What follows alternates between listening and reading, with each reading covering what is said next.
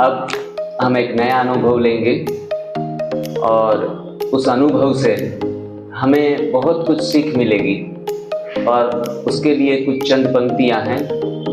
हम खुद के ऊपर भी ध्यान रखेंगे कि सारे मसरूफ हैं यहाँ दूसरों की कहानियां जानने में, सारे मसरूफ है यहाँ दूसरों की कहानियां जानने में। इतनी शिद्दत से अगर खुद को पढ़ते तो खुदा हो जाते। तो हमें खुद को भी दूसरों की कहानियां भी जाननी है और खुद के ऊपर भी पूरा अटेंशन देकर एक कदम स्वास्थ्य की तरफ बढ़ाना है।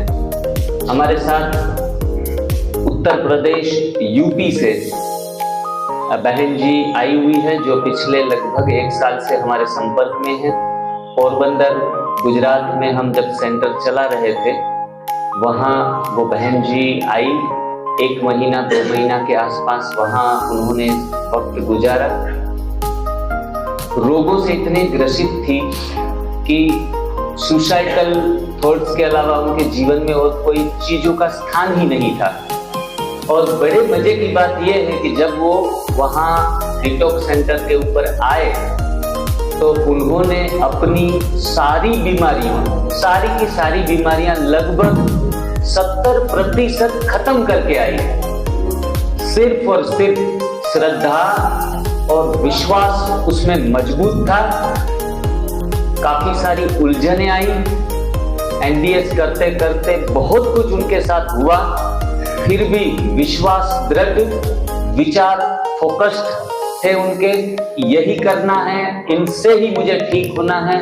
और उन्होंने अपने जीवन में वो चमत्कार करके ही दिखाया। आज वो 100% ठीक तो हैं, लेकिन उनकी वाणी में भी माँ सरस्वती का वास है। एनडीएस की बातें वो जब दूसरों को बताती है तो आपको लगेगा नहीं कि ये गले से बात करेगी, दिल से बात करेगी। मैंने कल कहा कि बहन जी आप तो 1 घंटा लेक्चर भी ले सकती हो, थोड़ा पॉइंट्स, मैं हर चीज का पॉइंट्स निकाल लेता हूँ, किस वे के ऊपर जाना है थोड़ा पता चले अच्छे तरीके से। माता जी ने मुझे कहा मुझे इतना पढ़े लिखे तो है नहीं, लेकिन भगवान बुलाता है, मैं जो बोल भगवान प्रेरणा करते हैं उस हिसाब से हम अपनी बातों को दूसरों के सामने व्यक्त करते हैं। तो मैं संतोष माता को बुलाना चाहूंगा, please welcome on the stage और अपना एनडीएस का बहुत चमत्कारिक अनुभव लोगों के बीच में रखें। ओम शांति। सभी को नमस्कार। मैं संतोष प्रजापति यूपी से, मुजफ्फरनगर और मेरठ के बीच में खतौली शहर है, वहां से हूँ। और अपने बारे में क्या बोल लो, इस टाइम तो दिल भर रहा। लोग भगवान को ढूंढते हैं, मेरे भगवान चिकनेश भाई है। मैंने इनको बोला आप मेरे धर्म के भाई हो। मैंने 13 साल जिंदगी नरक की गुजारी है। भगवान किसी को ऐसी जिंदगी ना दे। इस जन्म में तो कुछ बुरा नहीं किया, शायद किया भी हो और शायद पिछले जन्म का कुछ हो। नवंबर में जिग्नेश भाई के, जब आदमी ज्यादा परेशान होता है तो वो ढूंढता है कुछ रास्ता। जब वो सब जगह से निराश हो जाता है, भगवान के दर पे जाके, फिर होत्याओं के दर पे जाके, सब जगह जाके देख ले, सब डॉक्टरों को जाके देख, सबने जवाब दे दिया। बीमारी क्या थी? अभी 13.5 साल से गठियावाई था। सबसे पहले थायराइड हुआ, थायराइड होने के 6 महीने बाद गठियावाई हुई, उसके बाद लिवर फैटी हो गया, कोलेस्ट्रॉल बढ़ गया, कब्ज, सिर दर्द, एसिडिटी, उल्टियाँ। उसके बाद फेफड़े सिर्फ 30% बचे, फिर दिल में भी दिक्कत आई। क्या बचा? 23-24 साल पहले एक्सीडेंट हुआ था जिसमें रीढ़ की हड्डी में चोट आई थी, उसकी नसें दबी बताई थी डॉक्टरों ने। और डॉक्टर ने जवाब दे दिया था, रीढ़ की हड्डी वालों ने भी बोल दिया था कि आप जब तक 1-2 साल चल रही हो, जिस दिन आप बिस्तर पकड़ोगे फिर उठ नहीं पाओगे अपनी रीढ़ की हड्डी से। यही बात मुझे मेरे फेफड़े वाले डॉक्टर ने बोल दिया था। मैं हर बार जैसे जाती थी, हर शनिवार, हर हफ्ते मुझे जाना होता था दवाई लेने के लिए। मैं 4 डॉक्टरों की दवाइयाँ ले रही थी, गठियावाई वाले की, थायराइड वाले की और दिल वाले डॉक्टर की और फेफड़े वाले डॉक्टर की। रीढ़ की हड्डी वाले डॉक्टर की मैंने दवाई छोड़ दी थी कि कहाँ तक इतनी दवाइयाँ खाऊंगी। आपको पता है मैं दवाइयाँ कितने की खा रही थी? 18,000 महीना की। 6600 रुपए का इंजेक्शन, 3200 रुपए का इंजेक्शन, 2200 रुपए का इंजेक्शन। डॉक्टर से पूछते थे कि किस चीज के इंजेक्शन लगा रहे हो, कि आपकी सांस की नली में इंफेक्शन हो, आपको सांस लेने में दिक्कत है, आपके फेफड़े खत्म हो गए। इतने महंगे इंजेक्शन और इतनी महंगी दवाई लेने के बाद आपकी सांस की नली में इंफेक्शन हो गया। ऐसे जब आदमी को कहीं कोई रास्ता नहीं मिलता, मैं सोचती थी कहीं से कोई आ सके, किरण मिल जाए। बेड रेस्ट पे थी, ना चल सकती थी, बच्चे मेरे 2 उठाते थे, मुझको कोई छेड़ नहीं सकता था। मैं अपने हाथ से एक चम्मच नहीं ले पाती थी। ये जो मेरे सब कोई भी हिस्सा गठिया बाई में मेरे मुंह के अंदर एक चम्मच नहीं जाती थी। ना मैं खुद से बैठ पाती थी, ना ही मैं वॉशरूम जा पाती थी। मुझे पता है मैंने 13 साल नर्क की जिंदगी जी है। ऐसे वीडियो देखते देखते एक दिन जिग्नेश भाई की वीडियो मेरे सामने आई और लगभग 9-10 बज रहे होंगे, मैंने फोन मिला दिया। ना मैंने ये सोचा कि भाई क्या समय हो रहा है कि कोई फोन उठाएगा नहीं, लेकिन आशा की किरण मिली है एक, तो समय नहीं देखा, फोन मिलाया। बीना बहन से बात हुई, जिग्नेश भाई से भी बात हुई, इन्होंने बताया एनगेस के बारे में। उसके बाद ये मुझे गाइड करते रहे। 20 दिसंबर को मेरा एनीमा रिपोर्ट आया और मैंने वहां से शुरुआत करी। उसके बाद बहुत सारी परेशानियां, बहुत ज्यादा परेशानियां आई हैं। तीसरे दिन ही मैं 3-4 दिन में हॉस्पिटलाइज हो गई थी। मुझे गैस बनी थी लेकिन पता नहीं था, क्योंकि कभी एनगेस के बारे में सुना नहीं था, कभी एनीमा के बारे में सुना नहीं था। तो हॉस्पिटल गई, वहां पे डॉक्टर ने खूब डांटा कि ये क्या कर रही हो, किसके कहने से कर रही हो। हाँ, हमने कुछ नहीं बताया। तो उन्होंने फिर बहुत सारी रिपोर्टें वगैरह उन्होंने हमें डराया। एक दिन वहाँ पे एक रात रही, अगले दिन सुबह आई हूँ। तब तो मेरा जो है एनिमा लेना छूटा है, लेकिन उस बीच में उन्होंने कहा कि घर पे जाके दवाइयाँ वगैरह लेनी है। उस समय तो मैंने एक समय मूंग की दाल की खिचड़ी का पानी लिया है और सिर्फ दवाई एक ही समय ली है। जो उन्होंने दवाई दी थी वो सब नहीं ली। बेटी ने बोला कि मम्मी दवाई ले लो, मैंने कहा नहीं दवाई नहीं लूंगी, अब मुझे इसी से ठीक होना है।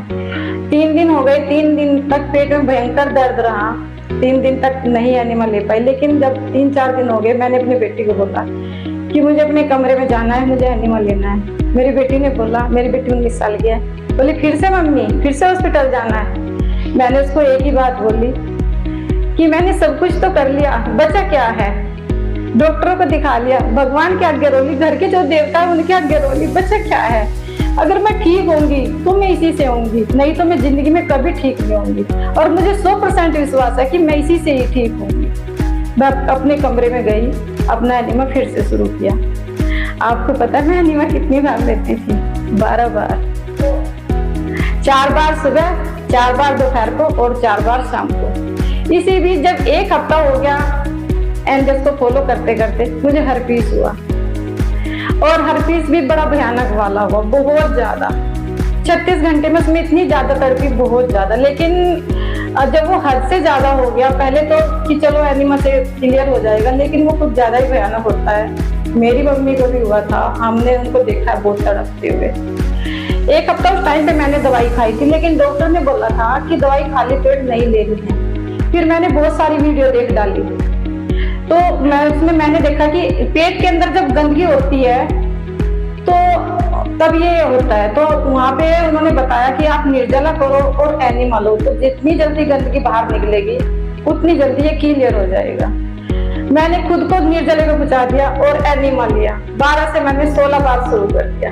अपने कमरे में अपने बच्चों को बोल दिया कि ये समझ लो कि मैं हूँ ही नहीं घर में, मैं कहीं चली गई। मैंने अपने घर के 3री मंजिल पे अपने आप को अपने कमरे में कैद कर लिया, बच्चों से कोई संपर्क नहीं। उसके बाद दवाइयाँ मैंने खाली पेट ली है, सिर्फ 1 घूंट ग्रीन जूस। निर्जला था लेकिन दवाई लेने के लिए सिर्फ 1 घूंट ग्रीन जूस मैंने लिया है। इसी तरीके से 3 दिन तक मैंने इसी तरीके से किया। उसके बाद फिर मैंने खाने पे कोई जोर नहीं दिया, सिर्फ ग्रीन जूस और निर्जला और एनिमा। इस तरीके से मैंने खुद को ठीक किया। अभी 1 महीना हो गया। अब मैंने सोचा कि जो मैं ये फॉलो कर रही हूँ, जाके तो देखो है कौन, पता तो चले किससे जुड़ रहे हैं, सही है या गलत है। तो उसके बाद मैं जिग्नेश भाई के सेंटर पे गई और वहां पे जो इनके 1 महीने तक मैंने किया, वहाँ इन्होंने जो सब कुछ बताया उस हिसाब से बीमार गई हूँ, लेकिन इस हालत में गई हूँ कि जाने की स्थिति में खुद नहीं थी। मेरी बेटी मुझे छोड़ के आई थी, लेकिन उधर से मैं अकेली आई हूँ। और इतनी बीमारी होने के बावजूद भी वहाँ पे जिग्नेश भाई ने जो कुछ भी सिखाया, मैं फिर इतनी स्वस्थ हो चुकी थी कि मैं घूमने निकल जाती थी। इनका 7-8 किलोमीटर तक का अनजान जगह तो मोबाइल में मैं फोटो लेती थी कि कहीं मैं खो ना जाऊं। 7-8 किलोमीटर तक घूमना और रस्सी कूदना, दौड़ लगाना, जो कि एक गठिया भाई और इतनी सारी बीमारी, 13-14 बीमारी वाला इंसान रस्सी कूद रहा है वहाँ पे, सब कुछ अब बिल्कुल एक स्वस्थ होके आई हूँ मैं। और उसके बाद फिर घर पे आई हूँ। वहां से घर पे भी आज तक मैं उसको फॉलो कर रही हूँ। जितना कुछ मैंने वहां पे पाया है वो मैं 1% भी नहीं बता पा रही हूँ। और मैं इस चीज को मानती हूँ, मेरी शादी को भी 28 साल हो जाएंगे। जो इज्जत मुझे मेरे माँ बाप के घर में नहीं मिली, जो मुझे मेरे ससुराल में नहीं मिली, जो मुझे मेरे पति के घर में नहीं मिली, जो प्यार मुझे वहां नहीं मिला, वो प्यार मुझे जिग्नेश भाई के सेंटर पे मिला।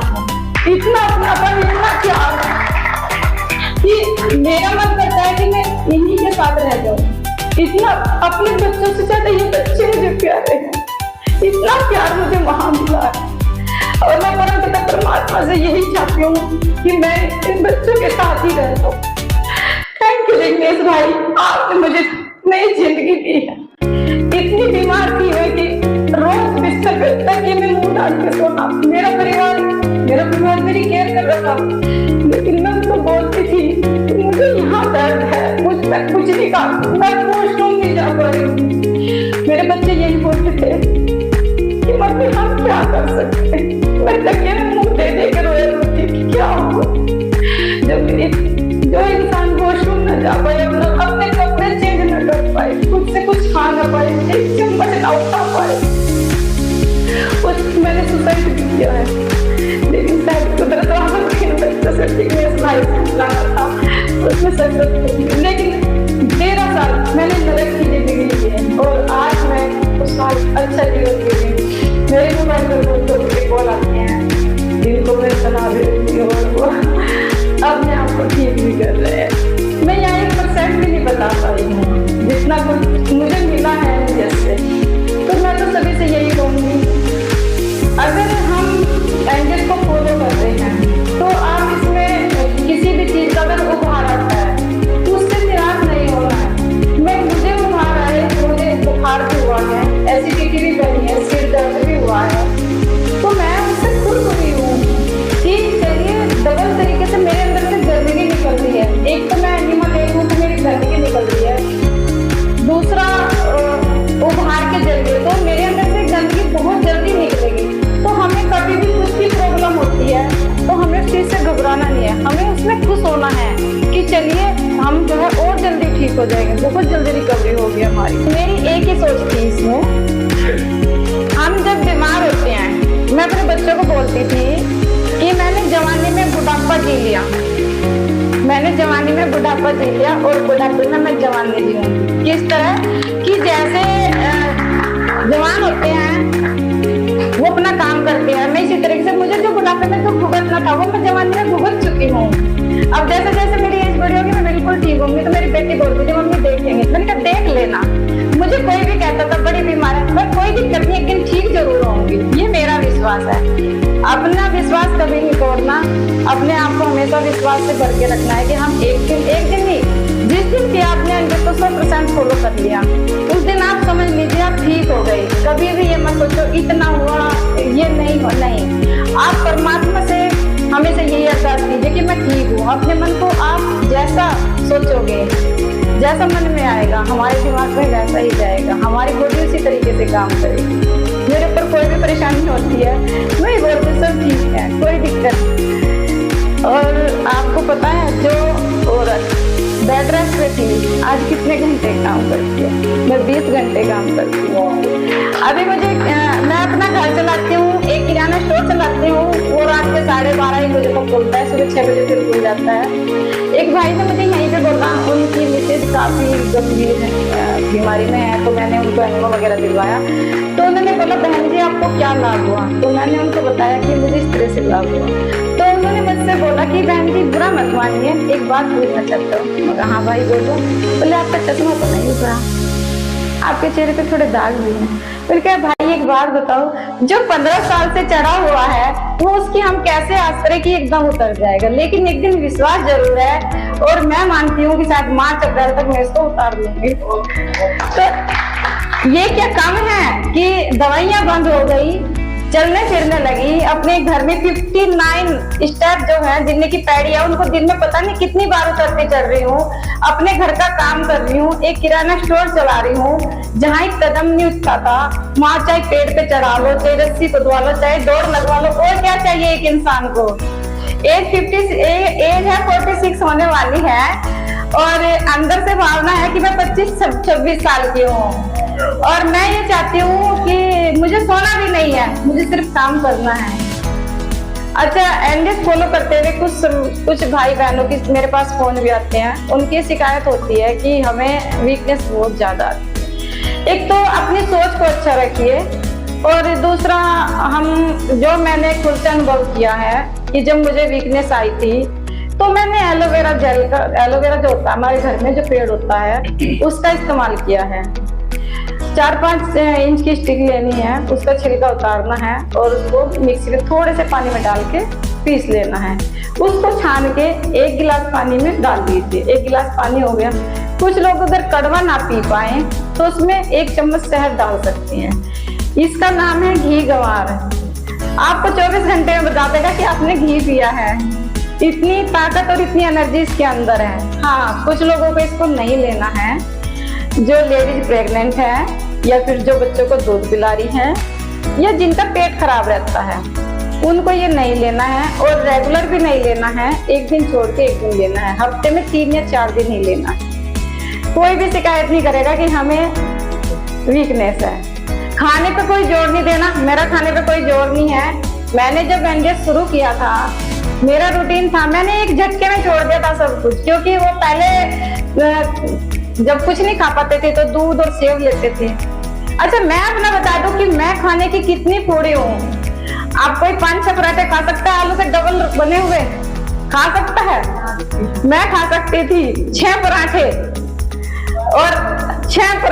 और 1 गिलास चाय। कितनी बड़ी, जो आधी किलो का होता है, पीनी। मेरे घर में चाय नहीं बनती कभी भी।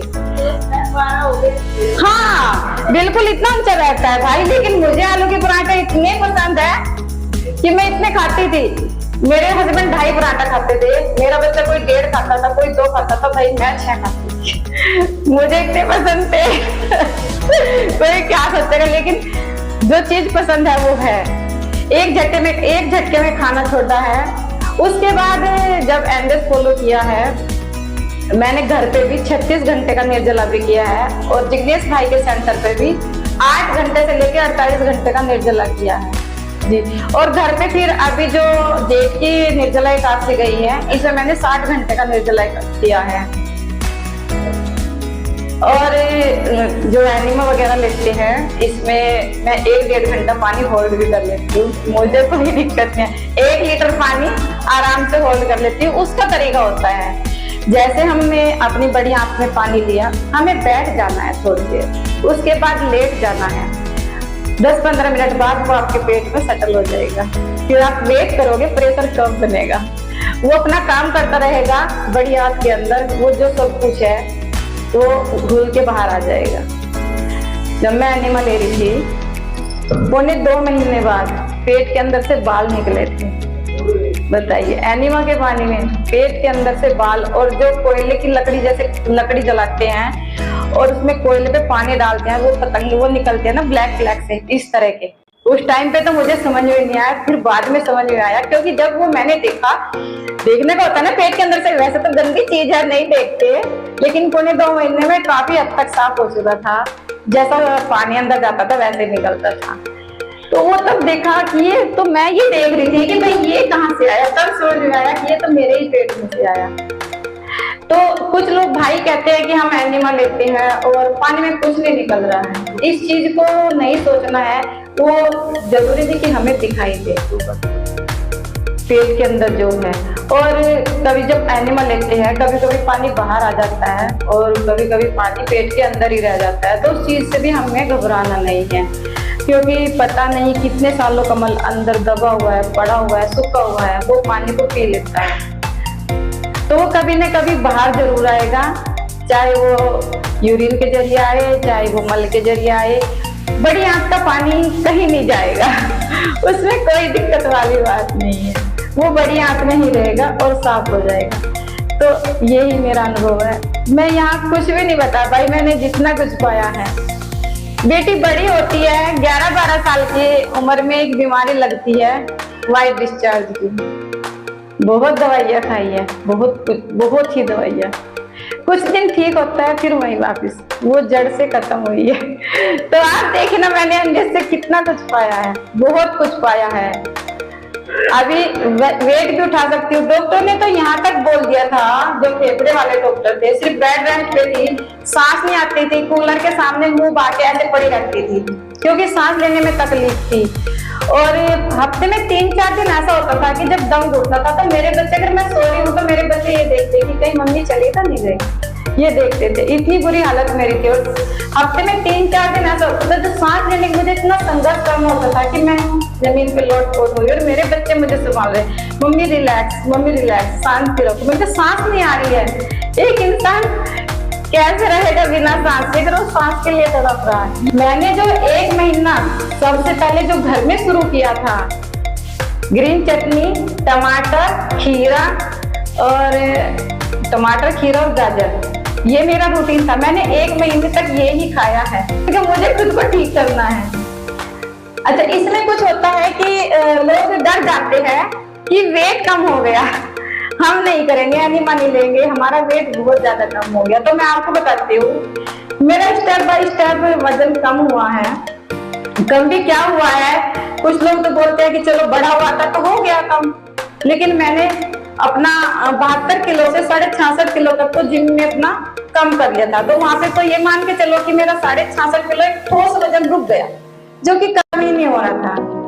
ये एंड से मैंने 3 महीने में 18 किलो वजन कम किया है, 66.5 से 48 किलो तक आया है। उसके बाद फिर अभी जब कच्चा ही खाती हूँ, मैं पका हुआ नहीं लेती हूँ, और मैं खाने पे कोई रेसिपी पे कोई जोर नहीं देती हूँ, क्योंकि मेरे पास इतना समय भी नहीं होता है। मुझे नारियल दिखता है, मैं नारियल खा लेती हूँ, गाजर दिखता है, गाजर, टमाटर, ऐसे ही खा लिया, कोई दिक्कत नहीं। हाँ, कभी कभी मेरे से जो लोग जुड़े हुए हैं वो बोलते हैं कि बहन जी कोई रेसिपी थोड़ा भेज दिया करो, तो उनके लिए मुझे इसी तरीके से खाती हूँ और उसी में मैं खुश हो जाती हूँ। सभी को नमस्कार, मैं संतोष प्रजापति। अभी जो 24 अक्टूबर सन 2025 में जींद में शिविर लगा था, वहाँ मैंने एनडीएस में अपना अनुभव सुनाया था कि मैंने उसमें खुद को किस तरह से ठीक किया।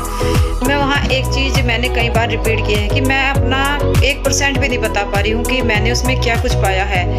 तो उसमें ये था कि जो मेरा कैल्शियम ख़त्म हुआ था, दवाई लेने के बावजूद, दूध पीने के बावजूद भी जो मेरा कैल्शियम ख़त्म हो चुका था, बॉर्डर पे खड़ा हुआ था, वह मेरा कैल्शियम बिल्कुल पूरा हो चुका है। और विटामिन डी बिल्कुल जो बॉर्डर पे खड़ा हुआ था, विटामिन डी भी मेरा पूरा हो चुका है। और अब से 15.5 साल पहले एक सर्जरी से मैंने एक बेटे को जन्म दिया था, तो उस समय जो मेरे अंदर ब्लड रह चुका था बस सिर्फ 9 पॉइंट था। इससे ऊपर अब 15.5 साल से वह जा ही नहीं रहा था 9 पॉइंट से ऊपर। और अभी मेरे अंदर जो ब्लड है, खून है, वो 13.5 पॉइंट है। और एक परेशानी मुझे और थी कि मेरा वेट बहुत ज़्यादा था, तो मैं सोती थी तो मेरा दम घुटता था, खर्राटे आते थे और उसमें मेरा दम घुट जाता था। रात को कई बार ऐसा होता था जब मुझे खुद से हड़बड़ा के मैं चौंक के उठती थी, क्योंकि उसमें मेरा दम घुटता था।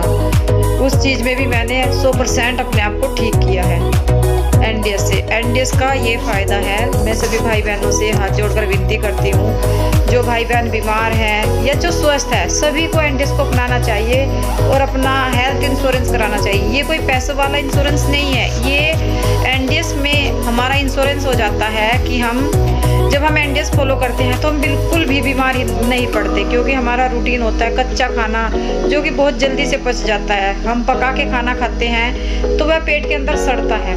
18 15-20 घंटे पड़ा रहता है पेट के अंदर। और इतने घंटे कोई भी पका हुआ भोजन बाहर ही आप रख लीजिए, कोई पका हुआ भोजन अगर हम रख देते हैं तो वह सड़ जाता है। ये तो कच्चा खाना है, 4-5 घंटे में पच गया, बड़ी आंत और छोटी आंत और बड़ी आंत से पेट में बाहर हो जाता है। तो मैं सभी भाई बहनों से कहना चाहती हूँ जो भी मेरी वीडियो को देख रहे हैं कि वह जल्दी से जल्दी एनडीएस को फॉलो कीजिए। बीमार होने का इंतजार मत कीजिए, बीमार होने से पहले ही एनडीएस को फॉलो कीजिए और अपने आप को स्वस्थ कीजिए। ये मेरा चैनल है, ये मेरा नहीं आप सभी का चैनल है। इस चैनल का नाम है संतोष प्रजापति एनडीएस। इस चैनल को शेयर कीजिए, सब्सक्राइब कीजिए, शेयर कीजिए और ज़्यादा से ज़्यादा लाइक कीजिए ताकि मैं जन जन की सेवा कर सकूं। सभी को नमस्कार।